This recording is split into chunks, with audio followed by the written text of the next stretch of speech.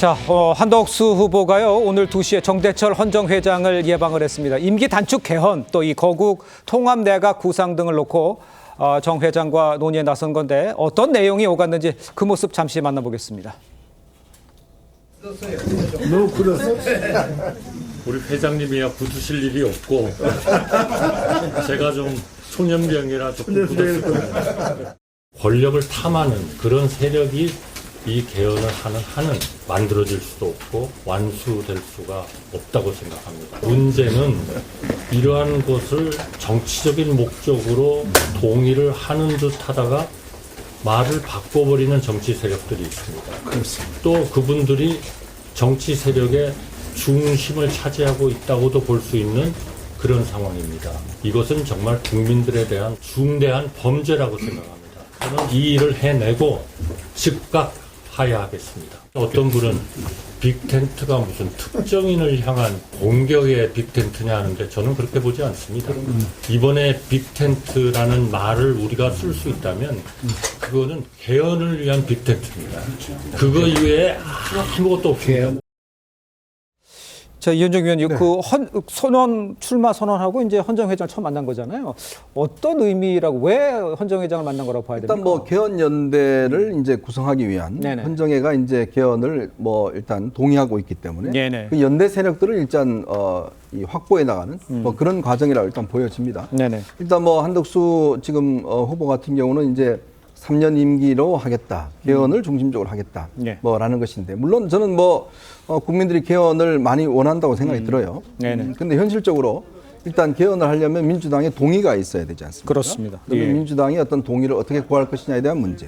또 하나는 우리가 대통령을 뽑을 때 단순히 어떤 하나의 목적만 가지고 뽑는 건 아니지 않습니까? 네. 앞으로 국가 미래를 이제 어떻게 형성해 갈 건지에 대한 이제 문제도 있는 것이고요. 또 하나는 이제 아무래도 이제 한덕수 이 후보 같은 경우는 윤석열 정부의 총리를 했던 분이잖아요. 그렇습니다. 이제 그런 어떤 의미에서 민주당이 과연 이런 어떤 요구들을 순수하게 받아들일 것인지 그러니까 이거에 대한 좀 걸림돌도 있는 것 같아요. 그렇기 때문에 아마 이 빅텐트를 형성하는 게 이제 저는 꽤 난항을 겪을 것으로 보여지고 문제는 네네. 이제 지금 현재 뭐 이준석 후보라든지 밖에 있는 후보들 다 모아야 되는데 그렇습니다. 근데 문제는 이게 이제 중도 확장성에 대한 좀 의문이 드는 거죠. 과연 이 지금 현재 김문수 후보와 한덕수 후보가 두 분이 합한다 그러면 두 분의 지지층은 같습니다.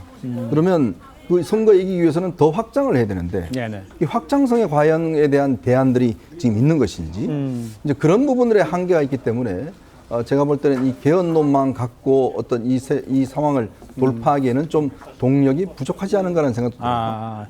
그 지금 그 이현정 위원님께서 지적하신 것처럼 동력이 부족하다 이런 이야기 때문에 뭔가 그 좀 파격적인, 예를 들어서 뭐 민주당 인사를 영입을 한다든가 뭐 이런 좀 행동하는 모습들이 좀 보여져야 된다는 그런 지적에 대해서는 뭐 어떻게 생각을 하죠? 글쎄요, 지금 이제 물론 아마 이제 민주당의 이재명 후보 상황이 지금 안 좋아졌지 않습니까? 네네. 이제 그러다 보니까 아마 민주당 내에서도 조금의 어떤 또 민주당 외곽에서도 네. 조금의 변화는 있을 것 같습니다. 네. 근데 이제 워낙 이재명 후보 중심으로 워낙 이제 구심력이 강하기 때문에 이거를 이탈시킬 수 있을 것인가가 이제 앞으로 선거 기간 동안 이뤄낼 수 있는 거죠. 예. 그건 그만큼 이제 해야 되는데 문제는 그러려면 일단 한덕수 후보도 그렇고 김문수 후보도 그렇고 윤석열 대통령과의 관계 설정, 그다음에 이제 이 계엄에 대한 이 의미의 어떤 이 문제 이런 것들을 정리해줘야 그래야 이준석 후보도 참여할 수 있는 명분이 있는 거거든요. 정치하게 명분이 없으면 힘들지 않습니까? 예. 근데 지금 계몽령이다, 뭐 계엄이 정당했다.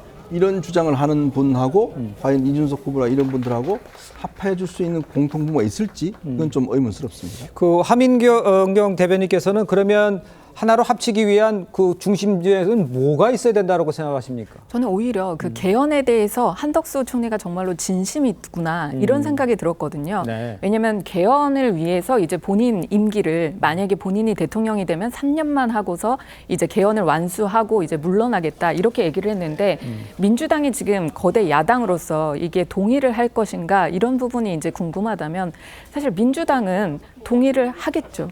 이게 한덕수 총리가 만약에 대통령이 돼서 이제 개헌을 하고서 개혁을 완수하고 이제 임기를 빨리 마치고 물러난다면 그 다음에 분명히 이제 민주당에서도 동의할 것이라고 생각합니다. 그만큼 많은 것을 던지고 이렇게 나오겠다라고 얘기한 부분이고 또 한덕수 후보 같은 경우에는 보수든 진보든 가리지 않고 이게 빅 텐트를 넘어서 그랜드 텐트를 칠 수 있는 사람이다, 유일한 사람이다, 뭐 이런 얘기들까지 나오는 그런 한덕수 그 후보에 대한 뭐 출마에 대한 뭐 여망 뭐 이런 부분들이 좀 강하게 있어서 이번에 이제 총리직을 그냥 유지하고 있었으면 50년 공직생활 잘 마무리할 수 있었을 텐데 굳이 이렇게 나와서 욕을 먹고 비판을 받고 이런 상황에 대해서는 그래도 나라를 걱정하는 그런 마음으로 나오지 않았나 저는 이렇게 생각하고 있습니다. 알겠습니다.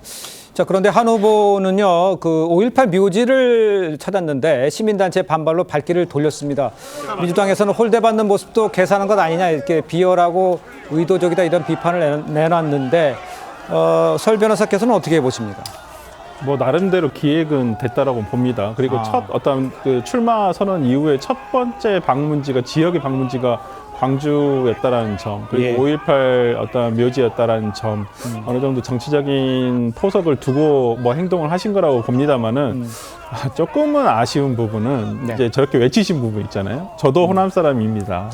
라고 얘기하는 부분이 모르겠습니다. 실제 호남에 있는 저도 호남 사람입니다만은 한덕수 원안대행이 호남 사람이었나라는 정체성에 대해서는 약간 의구심은 있습니다. 앞으로 본인이 이러한 정체성에 대해서 얼마나 어떤 진실성 있게 이제 다가서는지에 따라서 조금은 저는 달라질 수는 있다고는 봅니다만은 한덕수 권한대행은 뭐 앞으로 2, 3일 동안은 단일화에 대한 논의 때문에 아마 본인에 대한 적극적인 캠페인을 하기는 좀 어렵다라고 본다고 한다면 그러니까 무엇보다도 안타까운 건 시간이 너무 없다라는 점이 한덕수 권한대행에게는 조금 안타까운 부분일 것이고 그리고 시간도 한덕수 권한대행의 편은 아닐 것이다 라는 생각이 들어서 단일화에 대한 진통의 여부에 따라서는 뭐 한덕수 권한대행 우리가 일주일 뭐 좀 이따 나오시니까 제가 뭐 그렇게 큰 말은 못 되겠습니다만은 다음 주에 상황이 어떻게 될지도 아직은 좀 미지수다라는 생각이 좀 듭니다. 알겠습니다.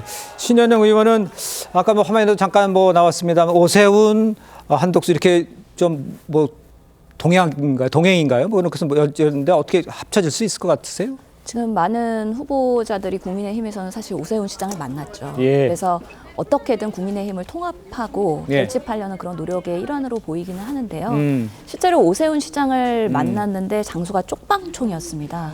그렇다면 쪽방촌에 대한 정말 현장에 우리 시민들과 국민들을 만나서 그분들의 어려움을 더 소통하는 모습을 보이는 것이 진정한 정치인의 면모라고 보이는데 저렇게 국민의힘의 대표적인 주자들을 만나는 거는 시간 낭비이지 않을까. 오히려 더 국민들한테 현장 속으로 가야 된다라는 생각이 드는 장면이었습니다. 알겠습니다.